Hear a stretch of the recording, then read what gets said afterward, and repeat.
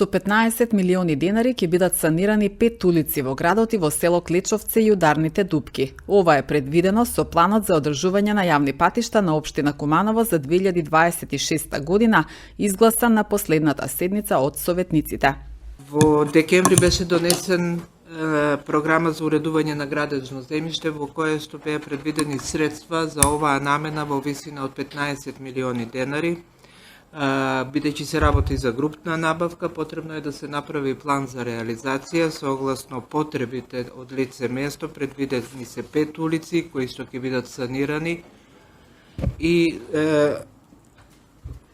санирани тоа се Павле Станоев, браќа Филиповиќ, Бранко Богдански Гуцман, улица Ужичка и улици во село Клечовце. Тоа се 80% од вредноста предвидена во самата програма, додека останатите 20% остануваат за ударни дупки и непредвидени работи. Само сакам да потенцирам и истакнам дека најмногу ми е драго тоа што е предвидено санирање на дел од улиците во село Клечовце. Истото опфаќа машинско рапување, вградување на нов асфалтен слој, рушење на пропаднатиот и дотраен асфалт. Многу за мене важно прашање за раководителот на сектор комунални дејности. Мене лично многу ме интересира за улица Бранко Богдански Гуцман, поточно. Гледам дека се предвидени 4768 метри квадратни за реконструкција. Сега тоа предпоставам, би сакал да ми потврдите дека предпоставам дека тоа е целата должина на улицата и за тоа се предвидени 4 милиони и 629 илјади денари. Сега моето прашање е, пример, јас живеам таму во тој крај, навистина не знам што и фали на улицата за да од сите улици во Куманово баш Бранко Богдански Гуцман е таа што треба целата да се прекопува и да се реконструира. Точно е дека се работи за целосна улица. Одлука за санирање на истата улица ја донесуваат струтните луѓе кои што работат по општината по извршен увид на лице место.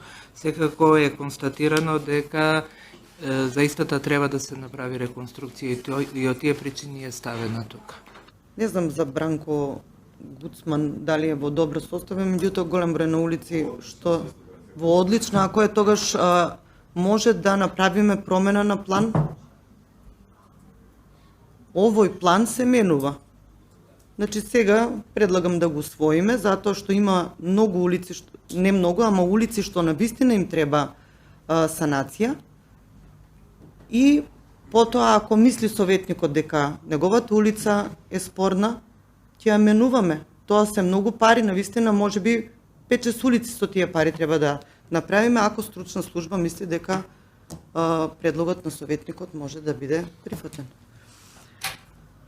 Мислам дека овие ударни дупки кои се 20% од средствата кои сега ги планираме, може би треба да го слушате мислењето на советниците каде се навистина критични ударни дупки и еве како совет да имаме еден состанок и да кажеме таму и јас се надевам исто како Мила Петрушевска дека ова што гласаме ќе биде во брз временски период, а не да чекаме декември кога веќе условите се несоодветни за санација на улиците.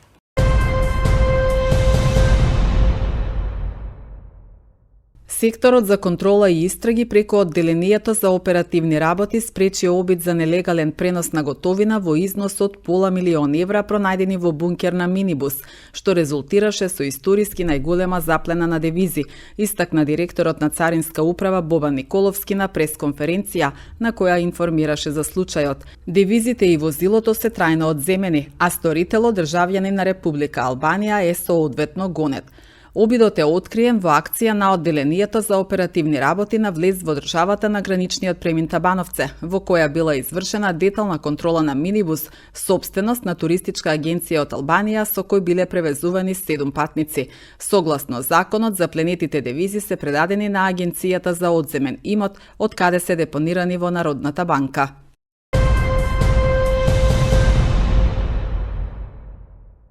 Територијалните противпожарни единици во земјава денеска го одбележуваат 20 мај, денот на пожарникарството. Според податоците, на овој ден во 1836 година во Битола е формиран првиот противпожарен одред во Македонија. Територијалната противпожарна единица Куманово во текот на 2025 година реализирала над 650 интервенции, што представува зголемување за околу 120 интервенции повеќе во споредба со претходната година. Општина Куманово ќе продолжи со континуирано опремување на единицата на територијална противпожарна единица Куманово и подобрување на условите за работа, објави градоначалникот Максим Димитриевски.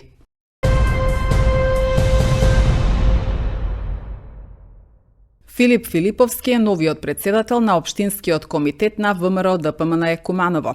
Постојат функции што не се мерат со титули, туку со посветеност и со одговорност. Изборот за председател на Општинскиот комитет на ВМРО ДПМНЕ Куманово за мене не е момент за формалности, туку обврска да се работи повеќе, подобро и тимски. Благодарен сум за довербата од председателот на партијата господинот Христијан Мицкоски и од извршниот комитет, доверба што се оправдува со работа, а не со пароли. Продолжуваме без многу врева, но со јасна цел, општински комитет што се движи напред, со идеи, со енергија и со резултати, објави Филиповски.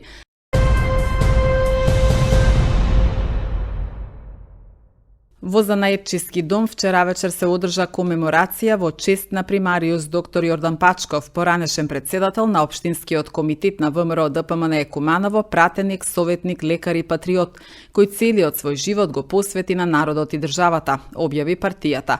Во присуство на семејството, пријателите, сопартијците, колегите и бројни граѓани, со длабока почит и искрени емоции беше оддадена последна почит кон човекот кој остави силен белег во политичкиот, општествениот и јавниот живот на Куманово и Македонија. Доктор Пачков ќе остане запаметен како достоинствен човек, искрен борец за националните и демократските вредности, човек со став, визија и неизмерна љубов кон својот народ. Неговата посветеност, честност и човечност ќе останат трајно врежани во сеќавањата на сите кои имаат чест да го познаваат и да соработуваат со него, пишува во објавата на ВМРО ДПМНЕ Општински комитет Куманово.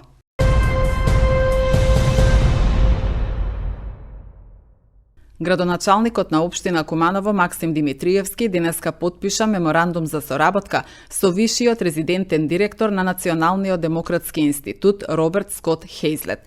Меморандумот се однесува на зајакнување на отпорноста на општините кон корупцијата, финансиски поддржан од Швајцарската конфедерација и Кралството Шведска, имплементирани од Националниот демократски институт. Ова е дел од проектот Заедници со интегритет, на кој двете страни веќе соработуваат.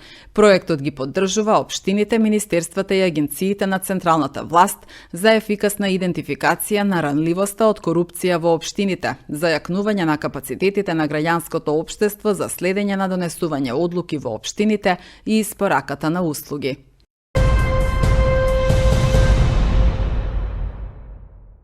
Дополнителни 5,5 милиони денари за воннаставните и спортски активности по пливање во затворениот базен изгласаа советниците на последната седница пред ребаланс на буџетот за 2026 година.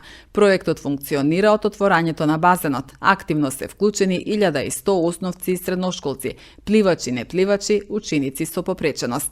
Проект кој функционира од самото основање и отворање на базенот, со пауза само во 2021 повод пандемијата на COVID-19 вирусот. Во него се вклучени ученици од основни и средни училишта.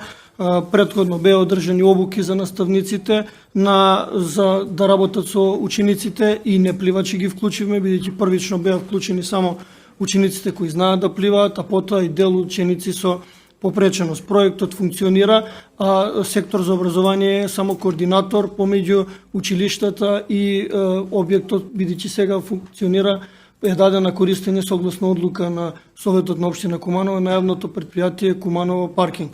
Од страна на јавното предпријатие Куманово паркинг се известени дека средствата предвидени во висина од 10 милиони 800 илјади денари кои се изгласани со буџетот на општина Куманово во месец чином декември 2025 година се истрошени и сега бидејќи оди точка за ребаланс на буџетот се дополнуваат со уште 5 милиони 500 илјади денари за да проектот продолжи да функционира, доколку биде изгласана, ќе продолжи до крајот на учебната година и ќе го опфати првото полугодие од учебната 2026-2027 година. Инаку има пријавено вкупно 1100 ученици до сега кои активно посетуваат овие воннаставни активности. Секој училиште има по 2 термина во спротивна смена во која го изведуваат. И сега за сега проектот се одвива во најдобар можен ред.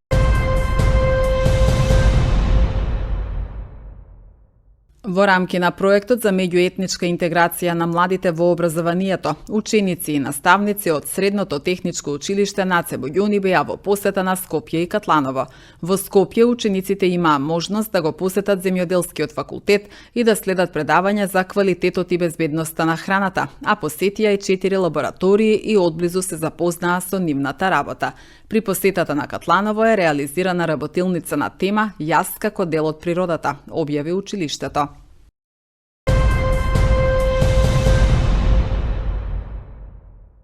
Детско-младинскиот фолклорен ансамбл Срма и културно-уметничкото друштво Панче Пешев заедно со представници на општина Куманово присуствуваа на 17-тиот меѓународен фолклорен фестивал во Чепеларе.